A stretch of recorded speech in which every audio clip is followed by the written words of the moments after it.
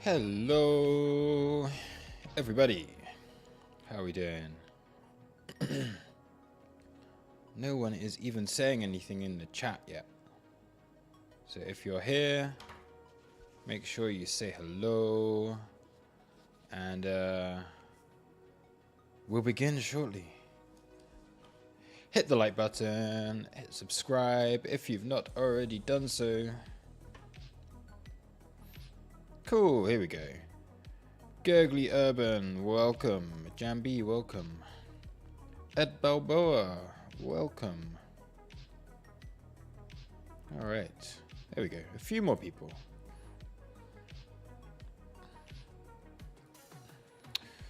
So, it's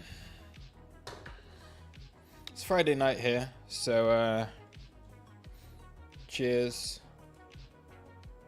Got my Sapporo.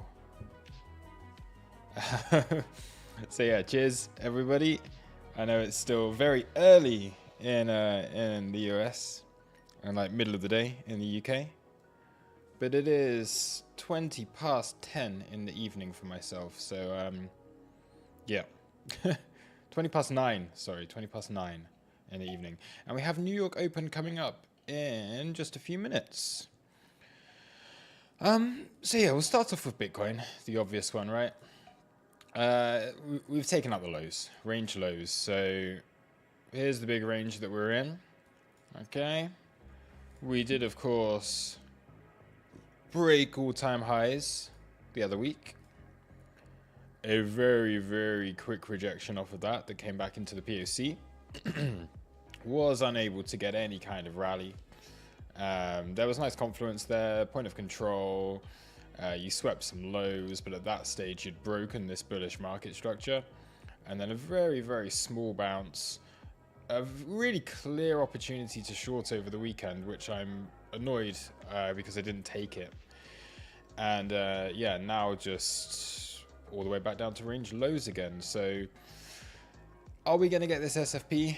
Are we going to get a rotation back up towards the highs? There's still a very, very high probability that this does rotate back up towards the highs. It's just how deep this goes at this stage. So I mentioned on the stream that I did on Wednesday? Yeah, I think it was Wednesday. That I either liked the idea of taking internal lows and getting a reversal back up to take out these Monday highs to put in to reverse the weekly candle and to get a bit of a rally off of that. Now, obviously that never happened. As soon as the momentum just stalled and we started rolling over again, taking these lows was at that point pretty much inevitable. And yeah, this is now my least favorite out of 3 possible trades. Now that doesn't mean it's the least likely to occur. It doesn't mean that we're not going to get an SFP and rally onto new highs, but the fact that we've done this before New York Open, the fact that we've done this when I think there's been a decent, like, yeah, I don't know, but the structure's still pretty bearish. And I kind of get the feeling that this could run a little bit lower and start to search a bit deeper before we do get any kind of bounce here. So there has been a half decent reaction off of it, right? This is the kind of thing you would expect as lows get taken, right? You go down, you sweep the lows, you hit stops, you hit liquidations, you get a bounce. Now, if you were long at this stage from range lows, the thing is, like, it's kind of ridiculous. If you're placing your stop at range lows, like down here, then to be honest, you deserve to be stopped out. But if you've been longing from like back in this range up here or something like that, and you get this sweep, you generally speaking, you're going to get a reaction that gives you an opportunity to get out at something a little bit better. So I think that's what we've really seen here is a rally after those longs, those stop losses have been hit. It hasn't sustained, right? It hasn't sustained yet, and I do think that this has a good chance of going lower as we go into the New York Open here. So we'll wait and see what happens. A few things that I want to update on in regards to price action, right? You can see just the moving averages here. You can see VWAP also, like our weekly VWAP has been weighing heavy on price for quite some time. We did get this little bit of a rally up into the 50 EMA. You then had the VWAP, the weekly VWAP once again, and now we're starting to expand away from that. We're yet to see any kind of real capitulation candle or anything that would be enough to suggest that, right, this is a reversal right now. So I'm looking at a couple of things here. Number one, if we are going to reverse from these lows, I think we need to see a rally up to around about 115k and then look to hold where like this SR zone, like this kind of area, right? That 113 to 114k area, you'd want to see that hold. That would be a change in market structure, similar to what we had on these highs where you had the uptrend. Okay, you had this uptrend, you then break down, right? You then have a little bit of a rally. Okay, and then we reverse this. So we're looking for something similar here where we could put in a higher low. But right now doesn't look particularly likely that we're going to get that now. I think the chances are we're going to seek a little deeper. And then there's a few levels that I'm looking at below.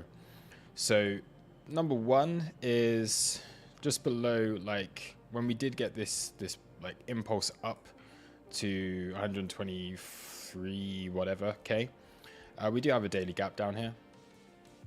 So we do have this gap on the daily, right? That's something to be aware of. We do have a 100 daily moving average down there, and that would give us a correction that's really similar to what we saw back in May. Okay, in May we didn't go and take the highs, but you can see, right? You can see here how we had this range, we bounced off of the 50, then we lost the 50, moved down onto the 100, and then got a rally. That's the first area of support that I would look for if we do start to run on these lows.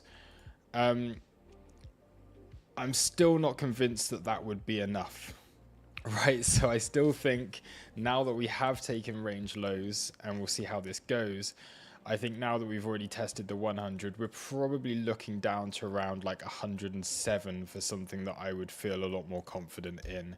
So like 107, 108k, that could take some time to get there, but just because we're here and I think we could still continue this downtrend, I think something like this coming to meet this like over the next couple of weeks or so may be what we end up seeing. I'm not saying we get the capitulation straight away, but it's not looking like massively bullish right now.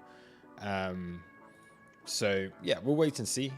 But the levels that I'm really interested in at the moment are, if we don't rally from here, then below 110, 500. And then if we are to get a capitulation lower, then it really is looking down to that 200 moving average, which at the moment is like 104,000, right? That's a long, long way away. But it's even less than that. I don't think we're going to go that low, but certainly looking back into like testing some of the levels from this previous range is what we could be aiming for. So what do we have down there? There is a POC at 104,800. So that previous range point of control, that would also take out some nice internal lows down here, and that would come into this gap on the daily. So this is another imbalance that we still have on the charts.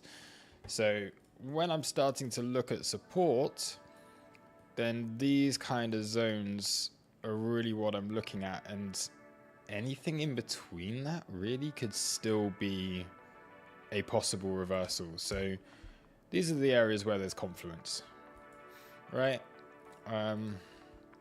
We can see the areas where there's confluence. We can see that this was a nice reversal. This would be a very, very deep correction. But what else do we have on here?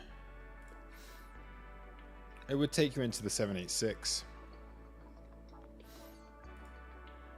And maybe we also need to look at the anchored VWAP from these lows again, which I think is around about here, right?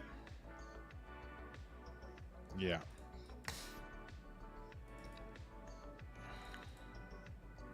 So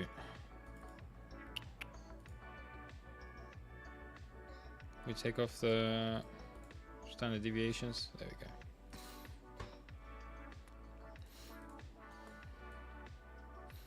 So levels to be looking at, right?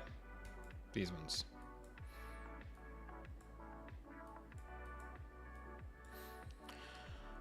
Bruce Lee says 109358. Most important, 109358. What are you looking at there? Okay, so this will be the lows of this gap on the daily, because you'll be looking on perps, right, which will be slight premium compared to spot. So 109255 on spot. Yeah, look at this. All right, here's New York Open anyway. To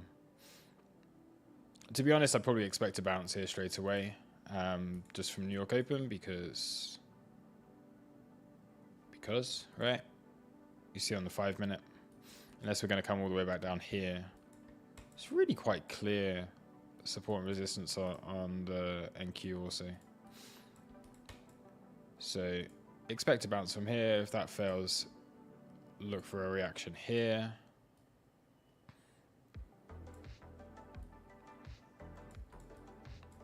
And if that fails, we go down towards these lows again, in which case things will get really dumpy.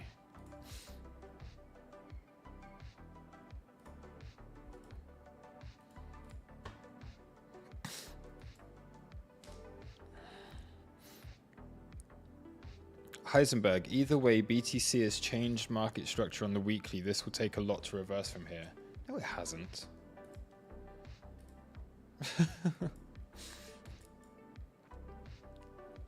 No, it hasn't.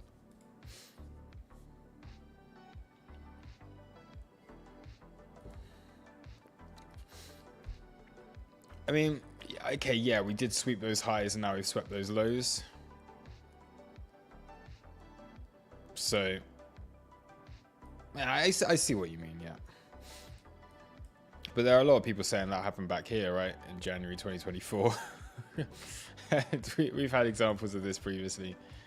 I wouldn't consider it a change in market structure on a wick, but yeah, when you look at the daily, okay, I mean, what we've done is we've gone from an uptrend into a range, and you can go from an uptrend into a range and then continue an uptrend, or you can go from an uptrend into a range and then you can reverse. So, yeah, okay, I see what you're saying. On the daily, I think a lot of people, right, yeah, up from here. Now, Stardust, up from here. No, I don't think so, but we'll see. It's not a bad area to be bidding, really, is it? We're at range lows. So if you are bidding here, then it's fair enough. I'm more interested in some of these altcoins. I'm more interested in Ethereum, right?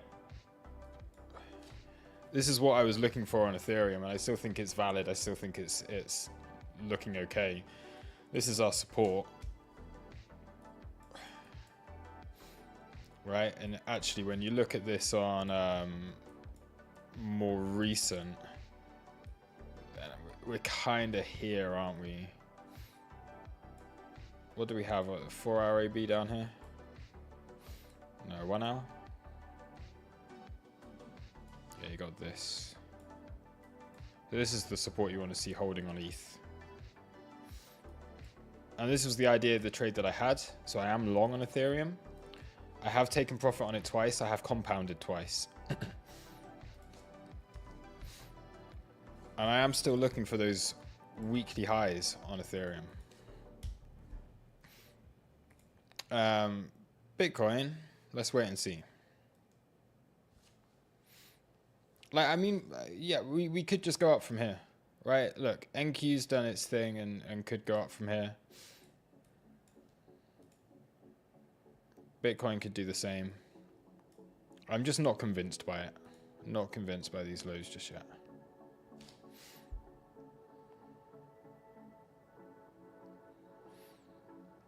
It's also quite weird to see BTCD looking weak along with BTCs at the low, BTC at the lows. Alts have no clear direction, I think. Yeah, this is the reason why I'm preferring to bid alts, and I'm not I'm not too interested in what Bitcoin's doing. Like for most of this year, I know we've been in an uptrend, but for most of this year, I've been short Bitcoin. And I said this again on the stream a couple of weeks ago. I've made more in funding than I could make profit. I've been made more in funding from being short Bitcoin than I could have made profit from being long. So I would much rather be short Bitcoin. I am in a long on Bitcoin, but I would much rather be short. I was short from the highs. I closed it.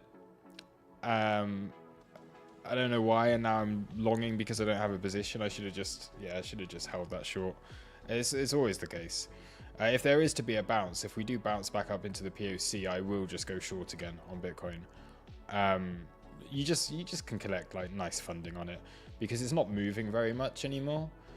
But for like if you're in a range for a couple of months, you can get yourself 20% of that trade in funding. You can get yourself like 10% of the trade per month in funding, and because you got to go fairly high, like large size on a Bitcoin trade comparatively to alts, it just there's something just to hedge long exposure. Being short Bitcoin just is a good thing. But yeah, Bitcoin dominance I think still can go a lot lower. Right, honestly, I'm expecting Bitcoin dominance over the next few months to go down to like 44, 45, 46%. This is what I'm expecting. I feel like maybe we chop around here for a while, but I do think we reached this point. And with altcoins being so low, it just becomes a very cheap trade. And like I say, the potential reward vastly outweighs the risk with altcoins, with a lot of the altcoins. And when you do get dips like we've seen, where you, like Solana, for example, down 17%, looking nice, at nice support. Doge over the last couple of week or so, down 20% at really, really nice support. Ethereum's down 15% at really nice support. So these are the ones that I'm much more interested in. ETH, Sol, Doge in particular. They're the ones that I'm bidding more heavily. And then Bitcoin is just, okay, I'm long because I'm not short. I could just be flat, but I have a little long position. I'm not going to lose much if it drops lower. And I would like to get into a short position again relatively quickly on this if we are to get a bounce. But we just haven't really had a bounce. The weekend is when I should have shorted it, but I didn't, so never mind. Davor Popovic, welcome. Cool, so we have 40 people in here. It's hot. I need to turn on the AC. And every time I start a stream, I get sneezy. So I need to sneeze.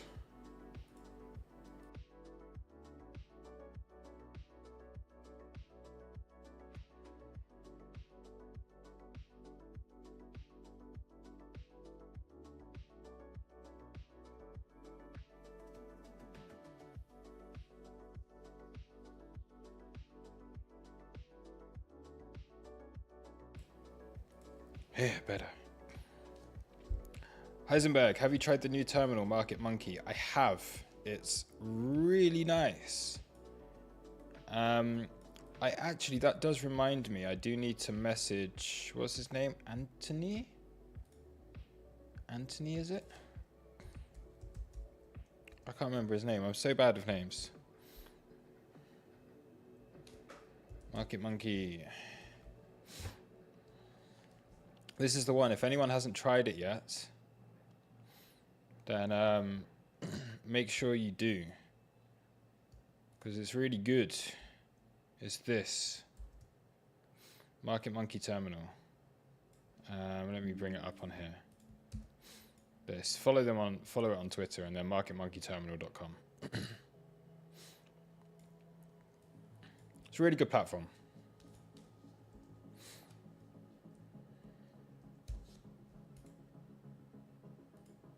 I have absolutely no affiliation with them. Zero affiliation, zero referral code.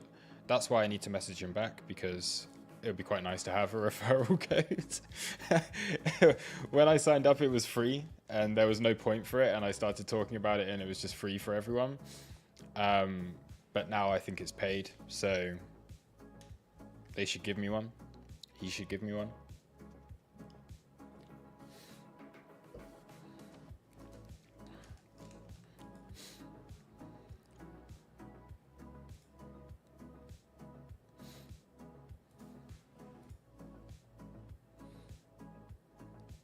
Peace Puffs, I got bored and took the long at the lows. Looks bad though, not feeling it. Yeah, I mean, we've seen this happen so many times where it just, hey, it's not looking so bad anymore. Look, look at the level. Okay, if you're going to go long range lows, you get the SFP, you get a pullback. I mean, you've broken local market structure. It's not terrible. So yeah, it's not a bad trade. We'll see how it goes. If it can, yeah. What I really want to see is it getting back above like 115. So we're a long way off of that. What did NQ do? Hey, look at that. Yeah, nice. So NQ, you'd say is pretty likely that we go up towards these highs here. That's why I've got my alert up there. Okay, these are the highs that I'm looking for. You have this like triple top. If you clear that, happy days. When's Powell speaking? That's still like an hour or so away, right? Oh, I'm so sneezy. I need a tissue. Maybe it's the beer. This does tend to happen when I open a beer. I think I'm like slightly allergic to beer.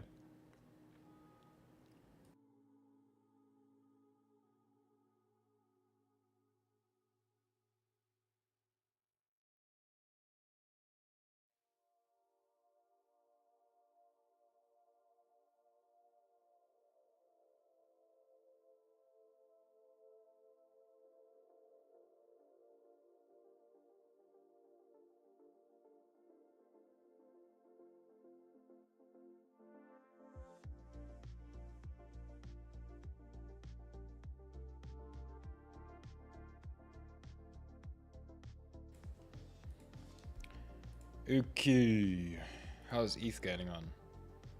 Nice.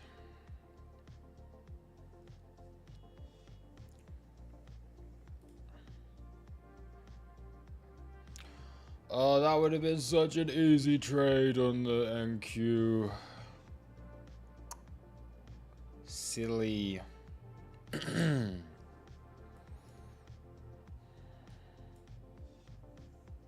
Such an easy trade.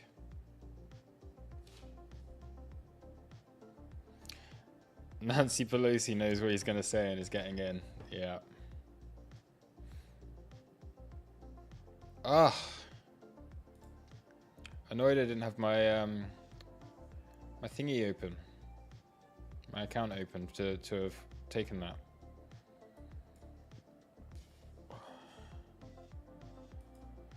Whoops. But yeah, still, look, we're still chopping here. It's got to do a lot more than this.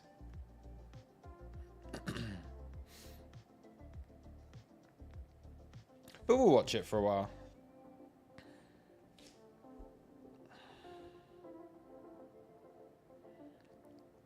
Gurgly Urban, you taught me well in the group. I'm flying with NQ. Nice. Okay, is anyone else long here? NQ or ES? Right. Wow.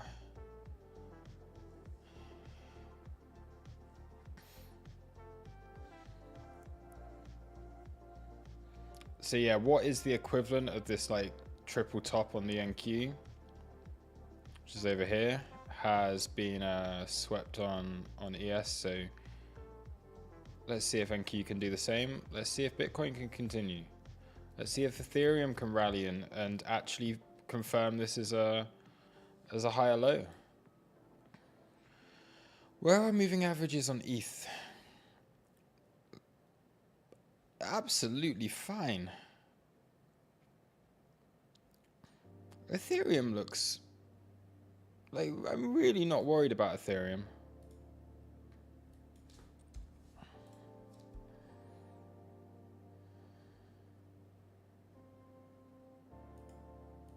Looks really good. Why did that? There we go. So yeah, you just pin between these two moving averages. You have the anchor VWAP from these lows as well, which was support.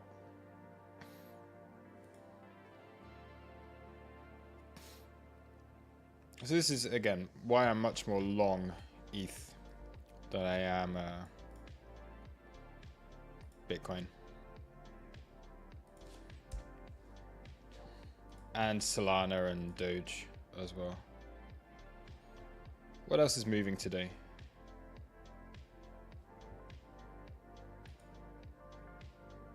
Anything down a lot? Whiff.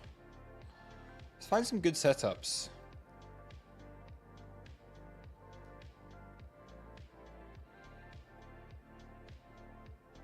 Some really quite good opportunities across the board here. Like, this is a all-time point of control. Well, macro POC for whiff. Pepe support here, taking out these lows. Decent. This is weird.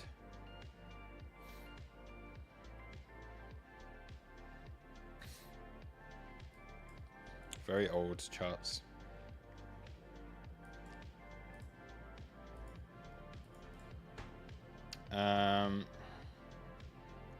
Anything up significantly? ENA, of course. ENA I've been long on for a long time. I did compound it here. We're slightly below that, but my position is still very much safe. Eigen has been looking good recently. I like this. Injective. Yeah. Market's looking okay. I just feel Bitcoin. I'm not convinced by the Bitcoin long, but if it reverses here, then happy days.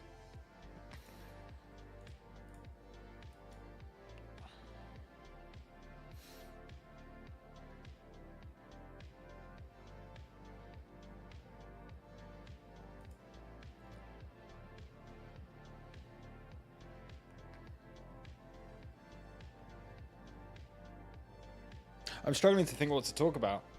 I don't think this stream is going to be a long one. Because it really is just a wait and see.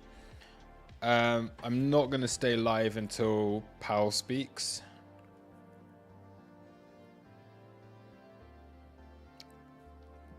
And we really are just like seeing if it bounces here. And the plan is incredibly simple. It's if we can get beyond 115k, buy pullbacks. That would confirm that it's looking like a really good low has been put in. If we can just get a bounce that looks like this, right? You just bounce here, correct, and then we're on to take out those weekly highs. So this is like really like the only kind of thing on the higher time frames that I'm really watching. That point of control will probably shift if we start to clear through 113,500. This range POC probably comes all the way back down to the lows.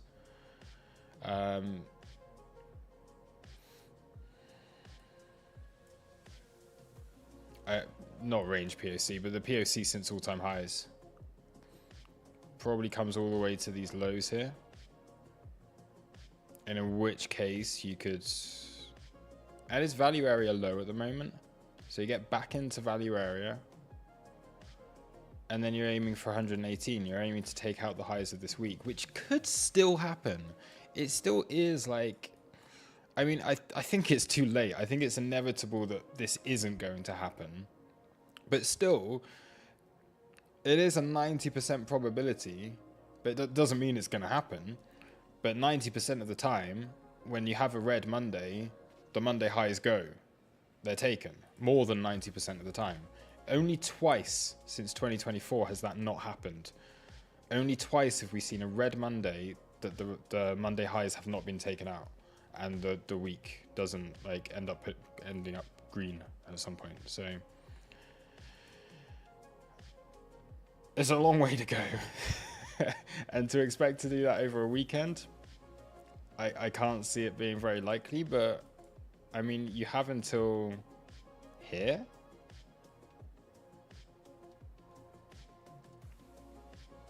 So why not?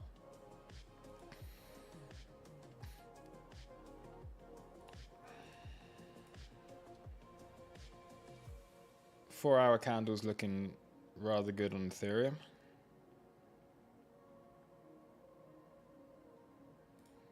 If we're looking at this trend, honestly, I think I think Ethereum, we're looking really good. We're looking really good on Ethereum. You had this move that was extending down. You had a pretty big drop on ETH. If that was like slightly parabolic to the downside, you break through that. You're breaking through this one. There's nowhere else to go other than all-time highs from here.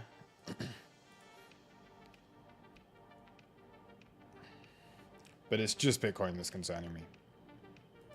Because if Bitcoin capitulates, then it's going to drag everything else down with it.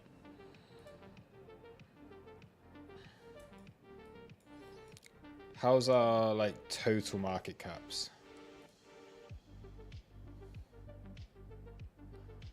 Total market cap is backtesting its previous all-time high after getting an actual clear, the first time we've had any space beyond it from a weekly time frame. So that looks like a nice backtest. Total 2. It did break its all-time highs. But if you do total 2 excluding, thank you to whoever it was that told me about total 2 excluding stablecoins, because I never really used it. Total 2 excluding stables hasn't broken all-time high yet. Total 3, still a long way to go.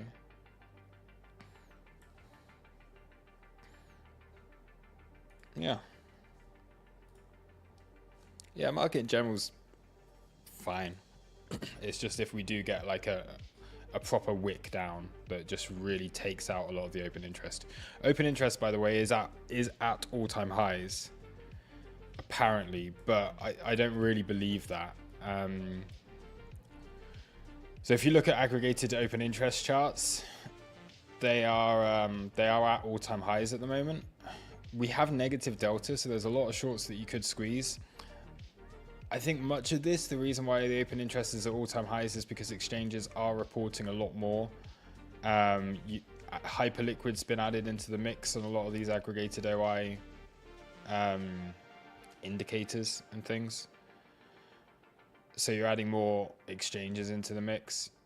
Hyperliquid has a lot of open interest, and it hasn't been calculated before. So take it with a pinch of salt, but open interest is at all-time highs. So do we need to get... I think a volatile move is inevitable, but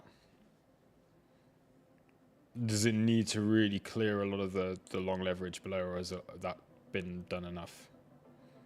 We shall see. I have 45 people in here.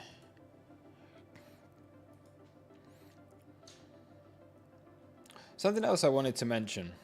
I can't do it right now. Has anyone ever watched streams on pump.fun? I want to try streaming on there just to a different audience. Would anyone watch?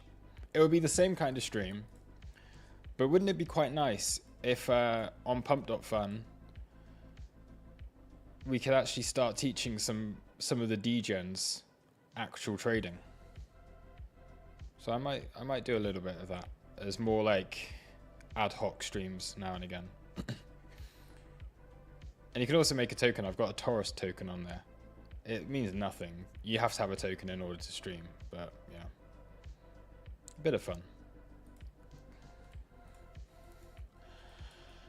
Are we gonna? Is anything gonna happen here? We're just gonna just.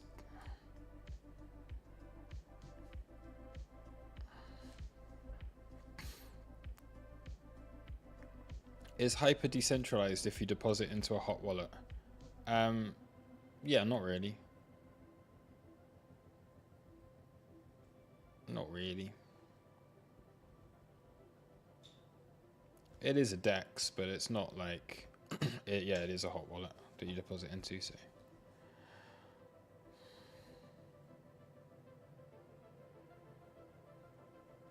But I really like Hyperliquid.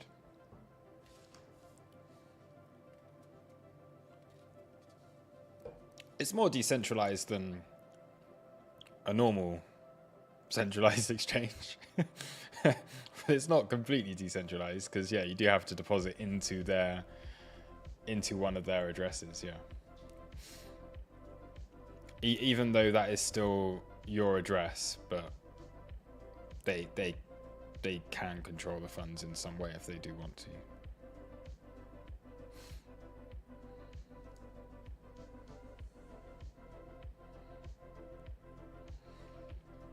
We wait for J Powell. Yes, is it in 3 minutes or is it in an hour?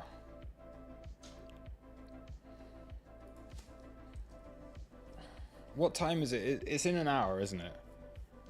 I think there's a 13-hour time difference between myself and Eastern. No.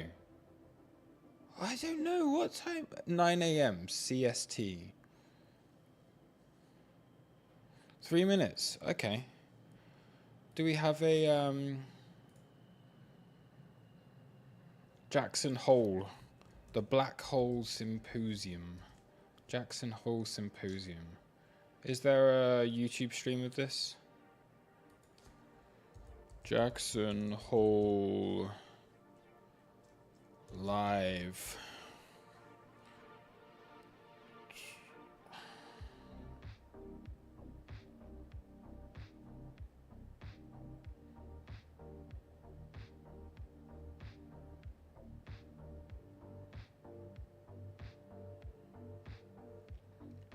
Fed Chair Powell to address Jackson Hole at 10 a.m.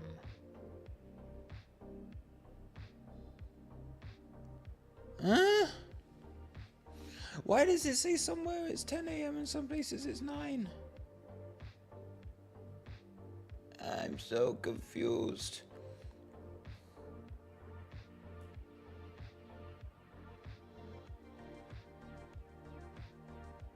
Oh, Jackson Hole is a town. I didn't know that. I thought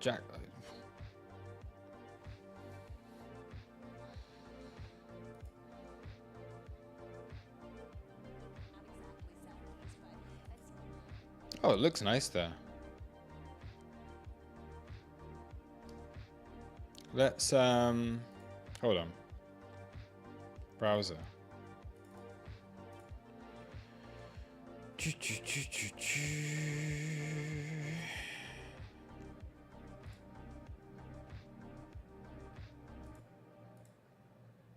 Browser unlock.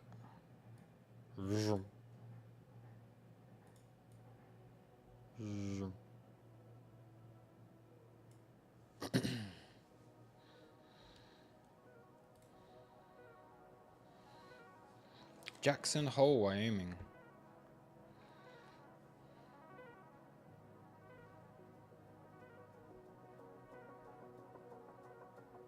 Can I do this? No. Oh.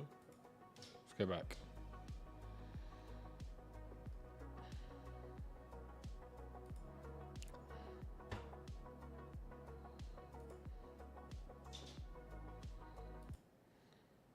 What are they saying? Look, the dots, it's all the communication tool. And how do you communicate? Maybe get on Twitter. I will say that we are waiting for Jerome Powell to come out and give his speech. We're less than a minute away. Unclear exactly how he prepped for it. How do you think he prepped? He had breakfast at the Pioneer Grill. You saw him? I said good morning to the chairman this morning, and I did not see if it was, I didn't see if he went healthy or full English. Look at this. Oh, yeah. But- I can guarantee he didn't go good full morning to the English ahead of chairman. this, but this is going to be a monumental moment for him. His last speech at Jackson Hole as Fed chair, with the whole world watching. Does he address independence? Does he deal with the inflation side of the mandate more than potentially the labor market side of things? And frankly, the international feel here, really notable, as you mentioned. To me, that's a major theme for me, is the international community is screaming. Yeah. Micah has Whoa, some headlines. okay. Right? Headlines are out. The chairman has started speaking, and here is the key phrase. The shifting balance of risks may warrant adjusting policy. That's going to get Wall Street's attention because it's opening the door to a rate cut. Here's the key sentence. With policy in restrictive territory, the baseline outlook and the shifting balance of risks may warrant adjusting our policy stance. The Fed is also announcing its new framework, which is pretty much as we were just talking about with Pat Harker, dropping the reference to the effective lower bound, eliminating the inflation makeup strategy, committing to contain inflation expectations and concern about labor market shortfalls. But the key here is that there are downside risks to employment. The Fed chairman says the inflation outlook is that it will rise, but perhaps at a slower pace. So right now we are looking at Fed that has the door open for a September 17th cut. And I guess, Lisa, we're probably going to see the long end and the short end reacting here. Well, let's pull that up right now. You do see an absolute catering in yields on the heels of this opening up to the potential for rate cuts coming out. The downside risks to employment are rising. What you can see also rising. The S&P 500 now up 1.3%. Yields down 8 basis points on the long end for the 10-year, even more for the 2-year. And looking at the inflation-adjusted yield, the 10-year real yield comes in 6 basis points. That is substantial. It's still within the range, but at 1.86%, it's a real reversal towards a presumption of Fed accommodation. Yeah, and this comes at a time where there is this question of how they are going to message this, given that inflation has remained above that 2% target since 2021. $21,000 Do we hear in the anything green about why this is a Fed willing to look through that kind of inflation? They do anticipate that tariffs are going to add to inflation, and they think it will take place over time, but they're still looking, at least as Chairman Powell puts it, they're still looking at these as one-time price adjustments within each sector. Okay. Let me turn this off. Oh, wait. He's actually... Hold on. Jay Powell, chair of the Federal Reserve. In my remarks today, I will first address the current economic situation and the near-term outlook for monetary policy. I will then turn to the results of our second public review of our monetary policy framework, as captured in the revised Statement on Longer-Run Goals and Monetary Policy Strategy that we released today. When I appeared at this podium 1 year ago, the economy was at an inflection point. Our policy rate had stood at 5.25% to 5.5% for more than a year. That restrictive policy stance was appropriate to help bring down inflation and to foster a sustainable balance between aggregate demand and supply. Inflation had moved much closer to our objective, and the labor market had cooled from its formerly overheated state. Upside risks to inflation had diminished, but the unemployment rate had increased by almost a full percentage point, a development that historically has not occurred outside of recessions. Over the subsequent 3 Federal Open Market Committee meetings, we recalibrated our policy stance, setting the stage for the labor market to remain in balance near maximum employment over the past year. This year, the economy has faced new challenges. Significantly higher tariffs across our trading partners are remaking the global trading system. Tighter immigration policy has led to an abrupt slowdown in labor force growth. Over the longer run, changes in tax, spending, and regulatory policies may also have important implications for economic growth and productivity. There is significant uncertainty about where all of these policies will eventually settle and what their lasting effects on the economy will be. changes in trade and immigration policies are affecting both demand and supply. In this environment, distinguishing cyclical developments from trend or structural developments is difficult. This distinction is critical because monetary policy can work to stabilize cyclical fluctuations, but can do little to alter structural changes. The labor market is a case in point. The July employment report, released earlier this month, showed that payroll job growth slowed to an average pace of only 35,000 per month over the past 3 months, down from 168,000 per month during 2024. This slowdown is much larger than assessed just a month ago, as the earlier figures for May and June were revised down substantially. But it does not appear that the slowdown in job growth has opened up a large margin of slack in the labor market, an outcome we want to avoid. The unemployment rate, while edging up in July, stands at a historically low level of 4.2% and has been broadly stable over the past year. Other indicators of labor market conditions are also little changed or have softened only modestly, including quits, layoffs, the ratio of vacancies to unemployment, and nominal wage growth. Labor supply has softened in line with demand, sharply lowering the break-even rate of job creation needed to hold the unemployment rate constant. Indeed, labor force growth has slowed considerably this year with the sharp fall-off in immigration, and the labor force participation rate has edged down in recent months. Overall, while the labor market appears to be in balance, it is a curious kind of balance that results from a marked slowing in both the supply of and demand for workers. This unusual situation suggests that downside risks to employment are rising. And if those risks materialize, they can do so quickly in the form of sharply higher layoffs. Monday high is about to be hit on Ethereum. Crazy. Year to a pace of 1.2%, roughly half the 2.5% pace in 2024. The decline in growth has largely reflected a slowdown in consumer spending. Okay, I need to take profit here.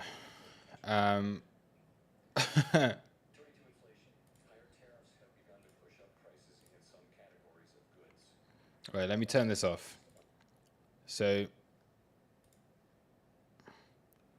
wow, okay.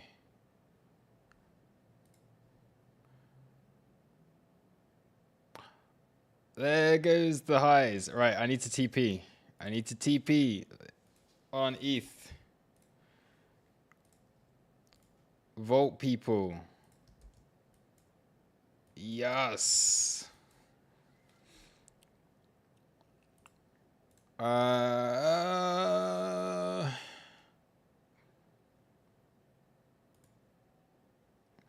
So what else do we have? Any levels before the all-time high POC that you'd short? I mean, we're almost there on Bitcoin as well. Right, let me take some profit.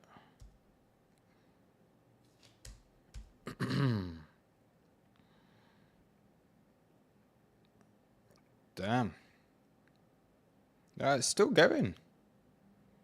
We're still going.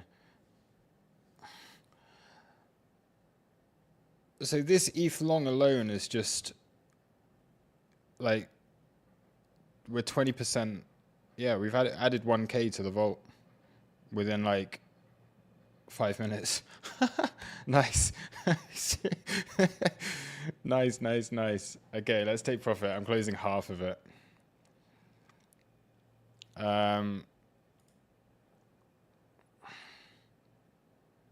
Wow. Bitcoin as well, that's 115K. This is the level we were just talking about. If we can get 115K and now we're looking for support around 113,500. Good. So TP on ETH as well. TP on BTC as well, sorry.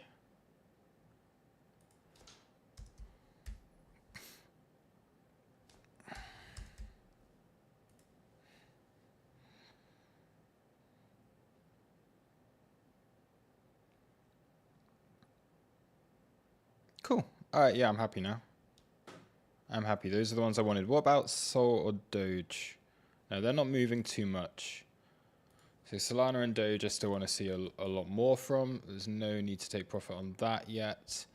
Where was Doge? Yeah, still plenty of room. I think on Doge we're looking up here. Cool. All right. Well, there we go. Good. Good. So it looks like we're getting rate cuts in September. If that's the case, yeah, Bitcoin, I think very realistically you could be aiming for 118. We still could. Remember what I said, there is still 90% probability that Bitcoin also comes up and sweeps these Monday highs. And the speed of this move, because he's basically just gone, yeah, okay, we're probably going to cut rates in September. That could happen now. So react to this. This looks good at the moment. We'll have to wait and see. What we don't want to see is it start to stall and slow down, because this is a news event. Like, you really don't want to see a scenario where we just go bub bub bub bub bub bub bub bub and then go right. That could happen. We've had this was a similar situation to what happened like back here, right? This. And I know we weren't at the range lows then, but this was like that. It reminds me a lot of when we had that first announcement of the the strategic reserve. So this does remind me a lot of that strategic reserve announcement. Same kind of thing on Ethereum, where we did get this pump. I can't remember when it was. Oh, it was here, wasn't it? It was this one, maybe? I can't really remember anymore. And then we, of course, went down to make new lows. So we'll see. Ethereum is still flying. Looks really good. NQ is still flying. That has so much space above.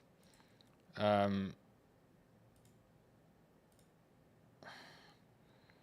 me... $26,000 unrealized piece. Let's just close this trade. Oh, if only that was real. If only that was a real trade. Guys, who was long on the NQ?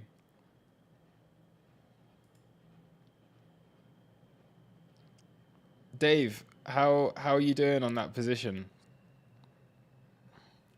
Something went wrong. Give it a moment and try again. Okay, never mind. We don't really need to be doing any of this. All right, very nice.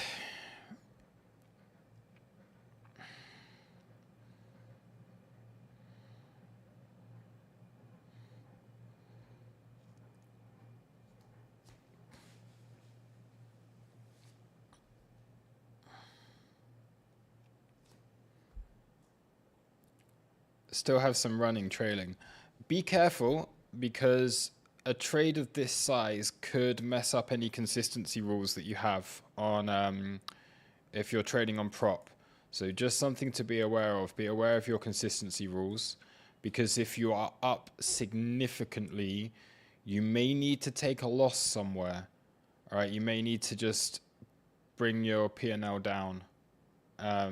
If you are trading on something like top 1 futures, where you have consistency targets and you're not allowed to make more than 20% of your profits in one day, it just becomes problematic. So yeah, something to be aware of. Because if you're in a trade that looks like this and you just absolutely just smash that trade, if you're trading on a firm where you need where you have consistency targets, then you've got to be aware of that. But yeah, this is looking really good. I'm probably just going to wrap this stream up now. Because I need to manage some of my own positions. Like, we're through Monday high on Ethereum. Bitcoin doesn't look like it's slowing down just yet. The target for this is Monday high also. So I think for Bitcoin, we may be able to get up to 118 by end of play today. That's the point in which I would probably close out of any long exposure that I have on each of these. Ethereum, look at that. We're back up at this, like... Ethereum could make a new all-time high today. But we just don't know. We just gotta wait and see how this goes now. That was insane. That was really, really, really crazy. I was not, wow. Wow. Fun.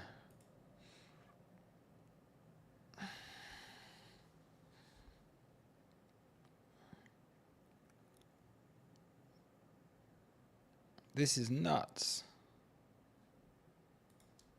It's still going.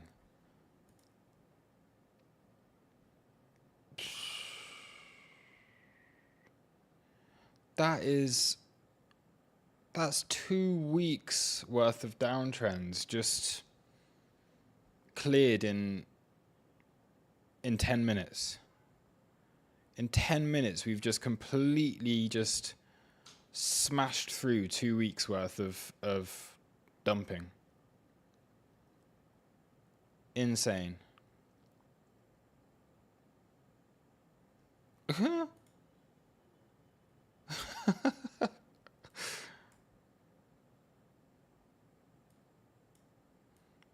Yeah.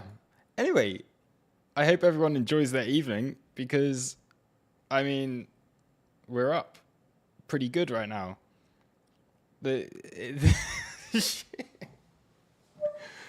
Yeah, okay, I'm going to wrap it up here because I need to just... there's literally nothing I can say unless we're just going to smash for all-time highs, but let's wait and see. You know the targets, right? It's Monday highs for Bitcoin. It's all-time highs for Ethereum.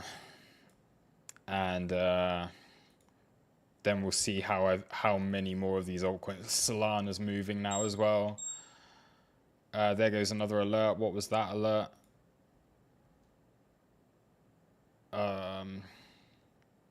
Oh, that's just this trade finally closing.